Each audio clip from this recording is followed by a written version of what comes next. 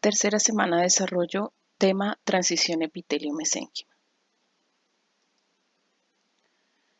En pantalla estamos observando los resultados de la segunda semana del desarrollo. En azul y en amarillo estamos viendo un embrión bilaminar. La capa azul, compuesta por células epiteliales cilíndricas altas, constituye el epiblasto. Y la capa que está representada en amarillo, células cúbicas pequeñas, es el hipoblasto. Ambas constituyen el embrión bilaminar. En la segunda semana del desarrollo, este embrión está acompañado por medio de dos bolsitas. Esta bolsita corresponde al saco vitelino y la bolsita que va a estar asociada al epiblasto corresponde a la cavidad amniótica. En esta serie de dibujos estamos viendo lo mismo, el embrión bilaminar asociado a estos dos bolsitas, la cavidad amniótica y el saco vitelino. En la periferia estamos viendo también el trofoblasto representado en dos colores de verde, un verde clarito que corresponde al citotrofoblasto y en verde oscuro el sincitio trofoblasto.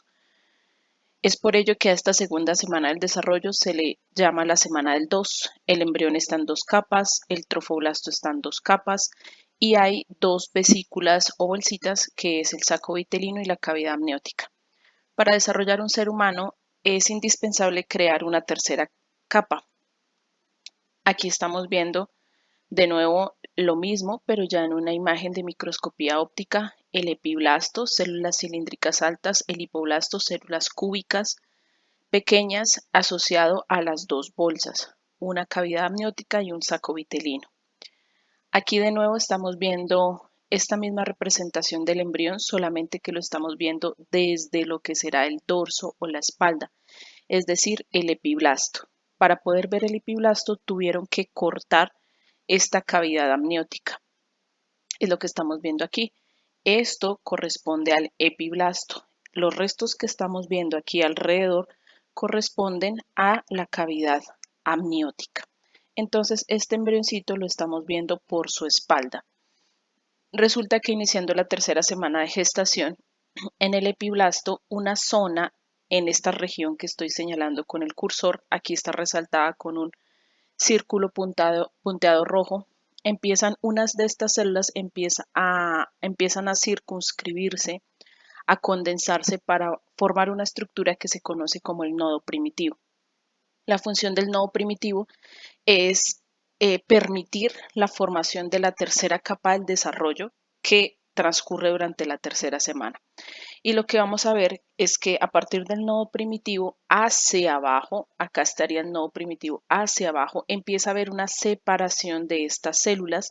Por tanto, empezamos a ver como una hendidura, un surco del nodo primitivo hacia abajo. Esta línea o esta hendidura, este surco, se denomina surco primitivo. Aquí estamos viendo ya esto mismo, pero en el resultado. Es decir, recuerden que las células que están altas corresponden al epiblasto. En el epiblasto empieza a haber una hendidura que corresponde al surco primitivo. Esta capa más inferior corresponde al hipoblasto, estas células que están aquí. Y vemos entre estas dos capas la capa nueva que corresponde al mesodermo. Entonces, en la tercera semana del desarrollo vamos a tener el resultado de estas tres capas representadas en estos tres colores.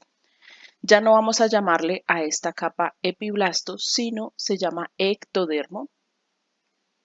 La capa intermedia va a recibir el nombre de mesodermo y aquí la que está representada en amarillo va a corresponder al endodermo. Estos son los resultados de la tercera semana de gestación. Aquí estamos viendo entonces los tres nombres, ectodermo, mesodermo, endodermo, y siempre que encuentren estos dibujos representan a que esta imagen corresponde a un corte transversal de un embrión. Este es un feto, pero la imagen es para que recuerden ustedes que estos cortes son cortes transversales. Y aquí estamos viendo de nuevo la representación de las tres capas germinales primitivas. Células cilíndricas altas ectodermo, células mesenquimatosas mesodermo y células epiteliales ya cúbicas bajas endodermo.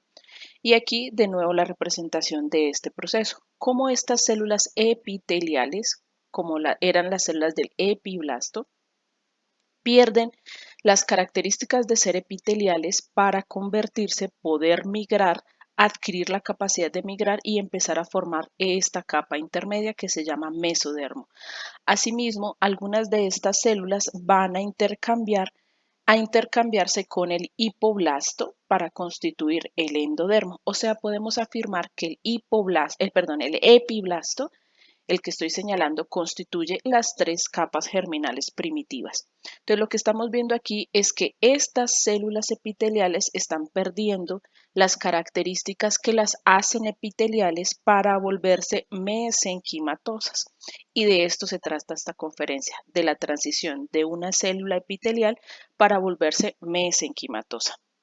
En el dibujo estamos viendo las características de las células epiteliales, que recuerden, estas células se caracterizan porque tienen primero polos, un polo lateral donde están varios tipos de uniones intercelulares que les permiten unión, adhesión al citoesqueleto, comunicación entre estas células. También tiene un polo basal que está adherido por medio también de uniones intercelulares a la lámina basal, lo que le confiere la capacidad de estar fija en un solo sitio, adherida a una lámina basal, lo que permite que estas células, que al estar adheridas a la lámina basal tengan una función de soporte y puedan adquirir una función de barrera para poder soportar, por ejemplo, estímulos mecánicos.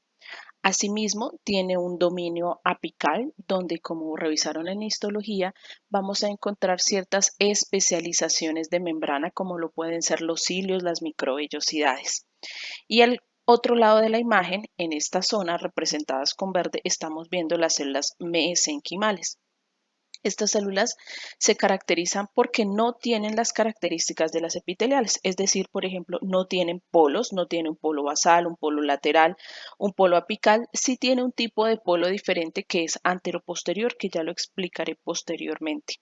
También estamos viendo, por ejemplo, esta célula está representada que no está ubicada sobre una membrana basal, realmente está mencionando o esclareciendo que ella no se adhiere firmemente a la membrana basal, sino que ella tiene un tipo de moléculas de adhesión que le permiten adherirse temporalmente a la matriz extracelular, lo que les confiere una gran capacidad de migración.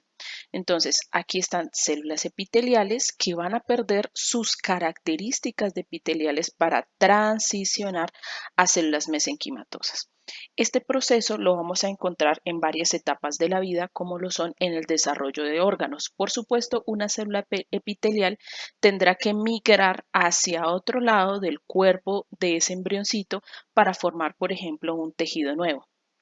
Pero este suceso también lo vamos a encontrar en la curación de las heridas, en la fibrosis y en el cáncer. Por supuesto, hoy nos vamos a centrar únicamente en el desarrollo embrionario. Y también quiero que se fijen en las flechas que pintaron aquí alrededor, y es que esta capacidad de transicionar de una célula epitelial a una célula mesenquimatosa también puede ser al revés o viceversa, es decir, una célula mesenquimatosa es capaz de transicionar a volver a ser epitelial y etcétera. ¿Listo? O sea, puede hacer este ciclo varias veces. Aquí les estoy resumiendo lo que he conversado. Y la primera persona en describir u observar este fenómeno de transición epitelio-mesénquima fue Elizabeth Dexter Hay. Ella hacía muchos estudios sobre el desarrollo embrionario en pollitos y ella observó que había algunas células epiteliales que sufrían alguna transformación y que empezaban a migrar a un lado diferente al origen para constituir tejidos diferentes. Aquí estamos viendo las características de las células epiteliales ya un poco más específicamente. Empezaré a describir, o a más bien a que recuerden cómo son estas características en el polo lateral. Aquí estamos viendo representado con estos azules dos células epiteliales que están adyacentes. Entre ellas estamos viendo aquí una serie de representación de uniones intercelulares. Por ejemplo, estas que están aquí, las uniones estrechas. Recuerden que estas uniones estrechas están constituidas principalmente por este tipo de proteínas, claudinas y ocludinas.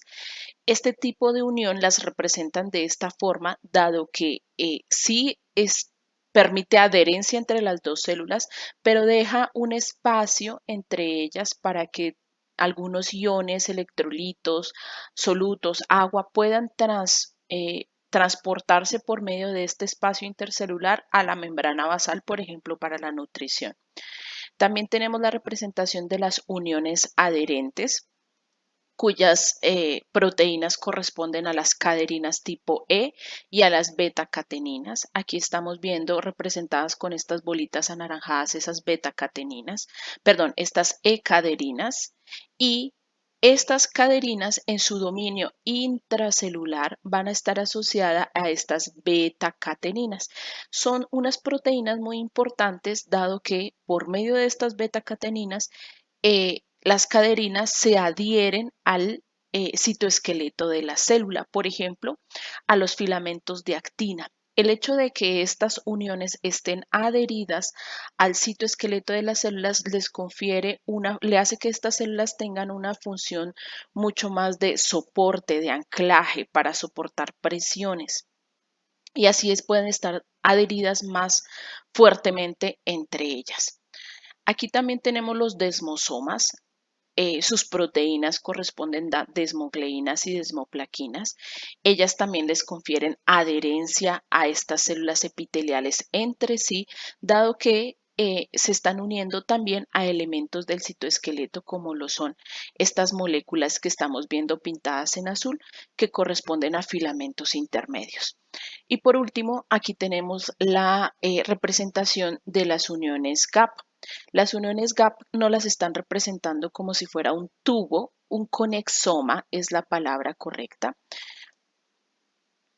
conexones, perdón, que están constituidas por varias proteínas del tipo conexinas. Lo que tenemos aquí representado es cómo hay comunicación o hay un puente, un tubito que comunica una célula a otra. Por ejemplo, cuando se requiere que estas dos células estén coordinadas en su función, por ejemplo, en las contracciones del miocardio eh, la producción de un latido, también, por ejemplo, para la comunicación entre neuronas. Entonces necesitamos que haya un puente que permita la conexión y el traspaso, por ejemplo, de algunos iones aquí alrededor. Bien, y por el otro lado tenemos las características de las células mesenquimatosas, empezando por el hecho de que no hay unas células tan cercanas a ellas como para establecer este tipo de uniones intercelulares. Entonces no tiene un polo lateral. Bien, como tal, no tiene un polo lateral donde haya este tipo de uniones intercelulares. Aquí estamos viendo también las dos representaciones del citoesqueleto. El citoesqueleto de las células epiteliales está diseñado para el soporte estructural, para dar resistencia, para mantener la forma y principalmente está conformado por actina, microtúbulos, filamentos intermedios. Las células que tienen movimiento, es decir, las células mesenquimatosas también tienen un citoesqueleto, pero este citoesqueleto es más dinámico, más organizado para permitir un movimiento, la migración. Y también está constituido por filamentos intermedios basados en esta proteína que se llama bimentina. Asimismo, este citoesqueleto lo vamos a ver formando estas prolongaciones que se denominan lamelipodios, filopodios e invadiopodios, que ya los hablaremos más adelante. Por otro lado, estamos viendo aquí la representación más bien del polo basal. En el polo basal nosotros estamos viendo que estas células epiteliales están adheridas a la membrana basal por medio de algunas especializaciones como son los hemidesmosomas. Ellos están incluidos o más bien conformados por integrinas y plectinas que le permiten la adherencia al citoesqueleto, al colágeno que está constituyendo las láminas basales, que por supuesto es el colágeno tipo 4, y algunos elementos adicionales como son la laminina. Entonces, estamos viendo aquí que por medio de los hemidesmosomas, estas células epiteliales se adhieren a la lámina basal. de una forma más firme. Si vemos el homólogo aquí en las células mesenquimatosas, estamos viendo que realmente no hay un mecanismo o un tipo de unión tan especializado, sino simplemente tenemos moléculas tipo integrinas que establecen un contacto temporal con la matriz extracelular, pero es temporal y no se adhieren tan firmemente. Asimismo, tenemos aquí las N-caterinas que le confieren una función de adherirse temporalmente a la matriz extracelular. Entonces, de nuevo, aquí está el paralelismo entre las características de estas células epiteliales a las células mesenquimatosas. Establecido esto, entonces vamos a ver cómo estas células epiteliales tienen que perder estas características para adquirir la función de migración. Entonces tenemos los pasos para la transición epitelio-mesénquima. El primer paso va a ser que pierdan estas uniones celulares, no solamente entre el polo lateral, sino también en el polo basal. Al perder estos dos polos, por supuesto, pues tendremos una pérdida de esta identidad de tener polaridad. Entonces, el primer paso es que este nodo primitivo, el que les estaba mostrando en las primeras diapositivas, empieza a sintetizar estos factores de transcripción, Snail, Slug, Twist, Sep. Bueno, estos factores de transcripción se producen en el nodo primitivo. ¿Listo? Como lo estoy diciendo aquí, son inductores de la transición epitelio-mesénquima. Estos factores de transcripción son capaces de actuar o más bien viajar aquí dentro de la célula, actuar como silenciadores de la expresión génica, de la expresión que se hacía que se manifestaran estas proteínas y empezar a producir cambios. Entonces, aquí les estoy resumiendo. Estos factores de transcripción que se producen en el nodo primitivo empiezan a regular negativamente estos genes. Por ejemplo, los que codifican a las claudinas y ocludinas vienen al pedacito de ADN que estaba traduciéndose a una proteína que se llama claudina y ocludina, viene y lo silencia. Por tanto, si se pierden estas claudinas y ocludinas, pues ya no voy a tener el material necesario para hacer una unión estrecha. También son capaces de ir a silenciar los genes que constituyen las caderinas y las beta-cateninas. Eso hace que ya no tenga el material necesario para formar las uniones adherentes. Asimismo, con los desmosomas, con las uniones gap. Bueno, bien, en este esquema estamos viendo aquí cómo estos polos, donde vimos inicialmente estas uniones, en la siguiente imagen ya vemos que al perder estas uniones, la membrana celular empieza a soltarse, a relajarse, a cambiar la forma de esta célula que ya no se va a mantener. Bien, por otro lado, recuerden que no solamente tenemos este tipo de unión en el polo lateral, sino también en el polo basal. Entonces, también vamos a perder más bien a silenciar las desmogleínas, conexinas que estaban constituyendo los hemidesmosomas que lo unían al colágeno tipo 4 aquí de la lámina basal. Bien, entonces, gracias a estos factores de transcripción se silencian los genes que permitían la unión de estas células. Esto hace y el resultado es que se pierda el polo lateral y basal clásico de estas células epiteliales. El segundo paso constituye en reorganizar el citoesqueleto, por eso empezamos arriba describiendo cuáles eran las características del citoesqueleto. Te resulta que cuando están estas células epiteliales transicionando a una célula mesenquimatosa, va a haber la activación de esta vía de señalización, se llama RO-GTPasa. Esta enzima va a ser encargada o su función va a ser utilizar estos filamentos de actina, los va a polimerizar para constituir, es decir, los va a reutilizar, los va a recoger, polimerizar y va a terminar constituyendo una estructura en forma de red en uno de los extremos de esta célula mesenquimatosa. A esta zona se le va a denominar polo anterior. Entonces, las células mesenquimatosas no tienen un polo lateral apical y basal, sino, por ejemplo, tienen un polo anterior donde se está formando una estructura en forma de red, como lo estoy viendo, mostrando aquí en esta imagen, que se va a llamar lamelipodio. Entonces, un lamelipodio es una extensión plana, casi cuadrilátera, una extensión de la membrana celular que esta célula la va a utilizar como si fueran sus piecitos, es decir, los va a utilizar para movimientos, para la migración, tal como lo hacen las babosas, como si fueran movimientos de arrastre.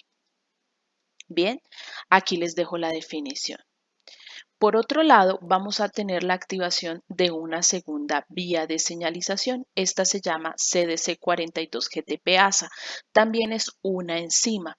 Pero esta enzima lo que va a hacer también con los filamentos de actina es que ya no los va a reorganizar formando estas estructuras en forma de red lamelipodio, sino va a constituir una estructura más longitudinal, vertical de estos filamentos de actina y va a constituir lo que se denomina filopodios. Estos filopodios, como estamos viendo aquí la comparación, son más delgados, más largos, son estas protrusiones más puntiagudas, filopodios, y ellos su función no solamente es la migración, sino lo vamos a utilizar para la exploración del entorno celular.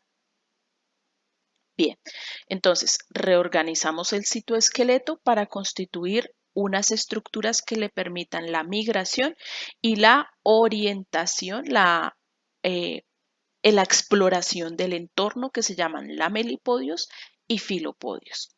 Aquí les muestro de nuevo esta zona donde aparece este lamelipodio, este filopodio que es el delgadito, va a ser el polo anterior. En el otro polo, lo que se denomina polo posterior, vamos a tener estos filamentos de bimentina, que ellos también, su función en la vida es que mientras la célula se está desplazando desde el polo anterior, ir recogiendo estos elementos de la matriz de la membrana celular, el citoplasma que está aquí atrás, ir recogiendo para que sea posible el desplazamiento de la célula y no se haga aquí como un momento de estrés que lesione la integridad de la célula. Bien, entonces esta bimentina es una proteína que se encuentra especialmente en las células mesenquimatosas que les ayuda a esta función de migración celular. Asimismo, después de todo esto, vamos a tener la activación de una vía adicional. Esta activación es muy importante porque se le va a conferir a los filopodios, a los lamelipodios, la capacidad de producir unas proteínas que se denominan metaloproteasas, enzimas que son capaces de degradar los elementos de la matriz extracelular. Es decir, no solamente ellos van a adquirir la capacidad de moverse, sino también de ir destruyendo o más bien degradando los elementos de la matriz extracelular. Y esto es gracias a la activación de esta vía que se denomina N-WASP, cortactina y SRC. Estas estructuras, o más bien estos lamelipodios, filopodios que adquieren la capacidad de producir estas enzimas que degradan en la matriz extracelular, se van a denominar invadipodios. Bien, aquí hemos visto cómo hemos transicionado por estas tres características y por supuesto la pérdida de estas uniones celulares gracias a que Snail, Sepp, Slock, ellas silenciaron genes, va a hacer que estas células pues tengan cambios en los programas de señalización, se reprograme la expresión génica. Aquí tenemos de nuevo estas tres proteínas que producen estos cambios en la expresión génica. Y en este lado les estoy repitiendo de nuevo los resultados. Estos factores de transcripción van a ir a activar los genes mesenquimales que hacen que se sinteticen, por ejemplo, las proteínas específicas N-caderinas, bimentinas, la capacidad de producir estas metaloproteasas y por el contrario se silencien los genes que ayudaban a las células epiteliales pues a ser células epiteliales, por ejemplo, a formar las uniones intercelulares, a formar la unión con la lámina basal, etcétera. Bien, y en esta diapositiva he resumido lo que les acabo de decir. Hay pérdida de las adhesiones celulares, ya no tenemos la expresión de estas caderinas tipo E, sino de caderinas tipo N, que son diferentes.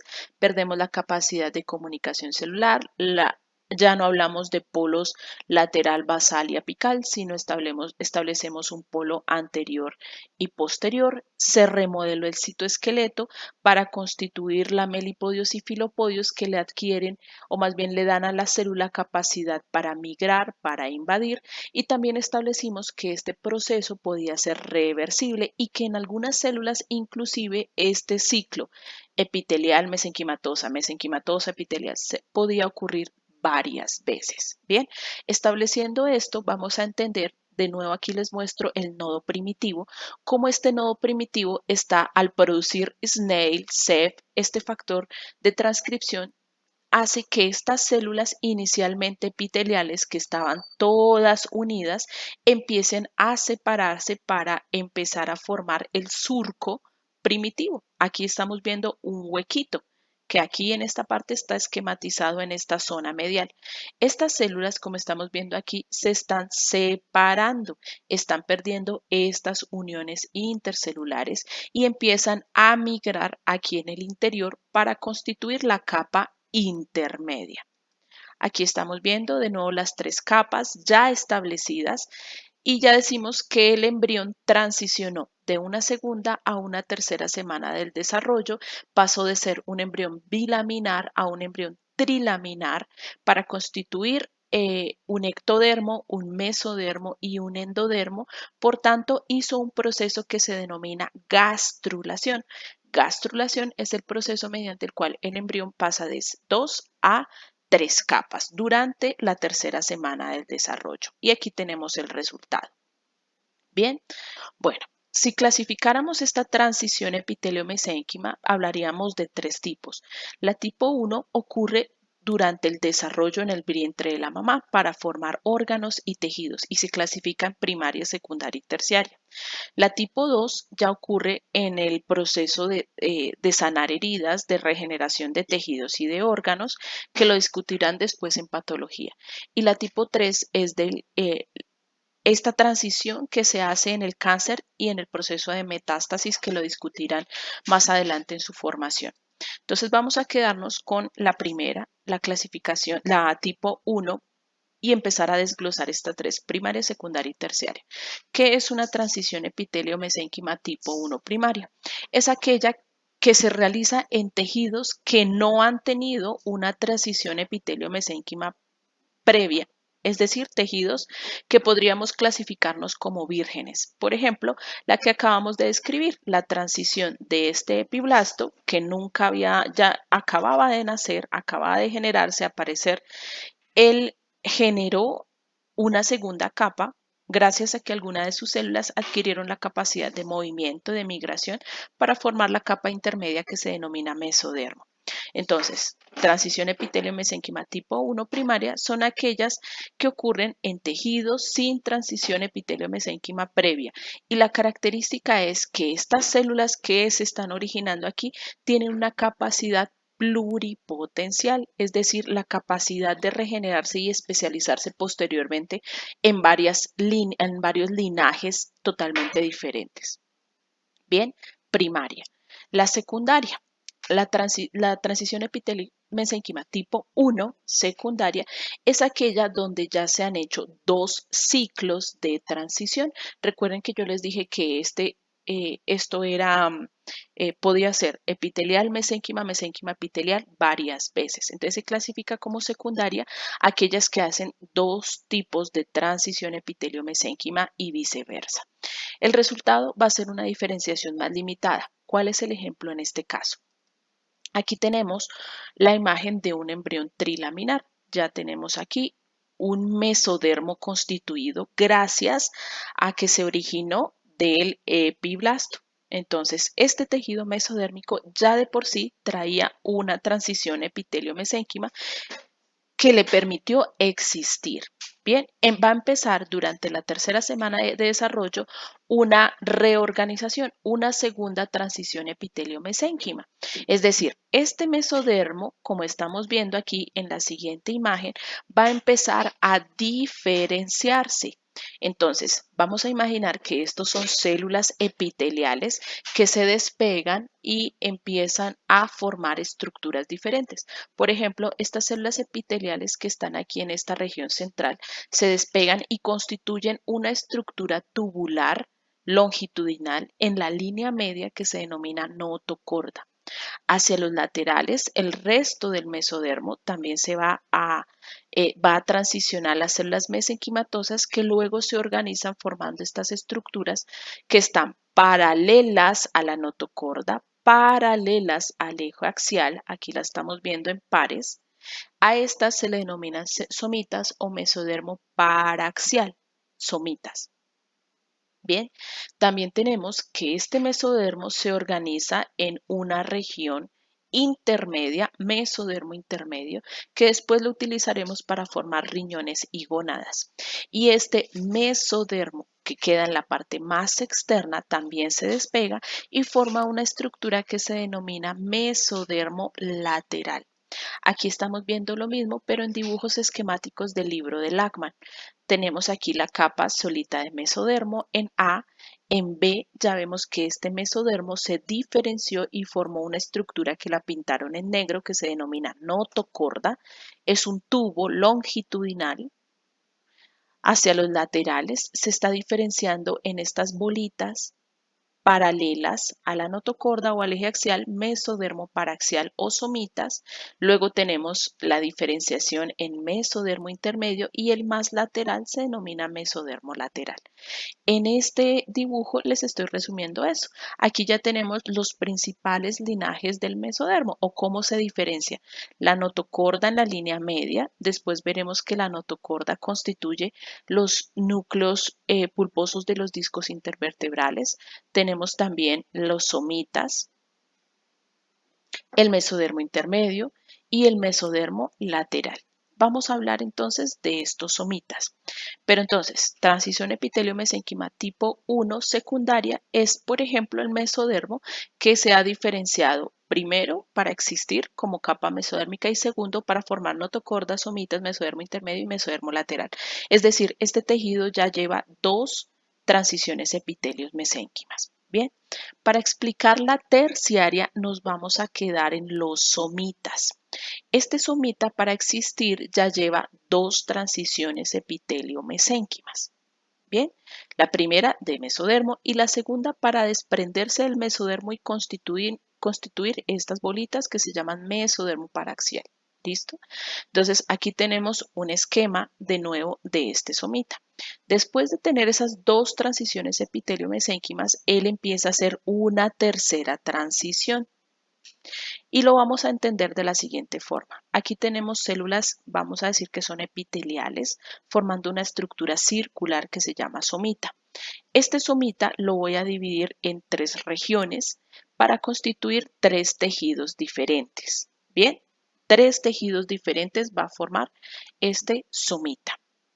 Este somita aparece en la región occipital de los embriones alrededor del día 20.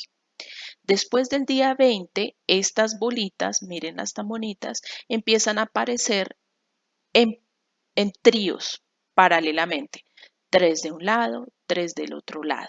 ¿Listo? Así hasta constituir un total de 42 a 44 somitas alrededor de la quinta semana de gestación. Entonces, el primer somita aparece para el día número 20, solamente uno. Al día 21 ya tenemos cuatro. Tres de un lado, tres del otro lado y adicional el que apareció el día anterior.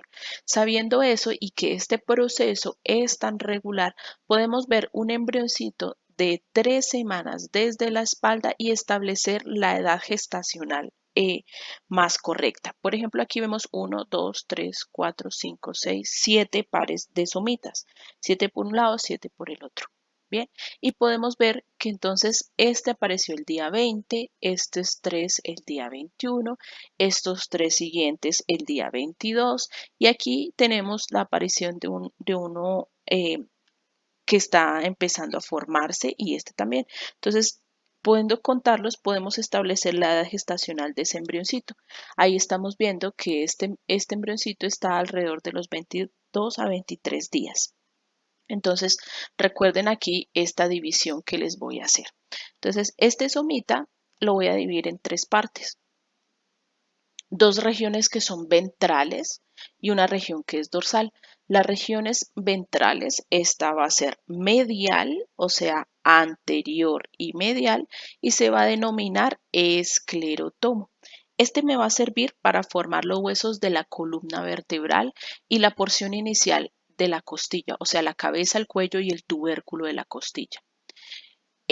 La región dorsal, que es única, de estos somitas vamos a sacar las células musculares de todo el organismo, las células musculares esqueléticas.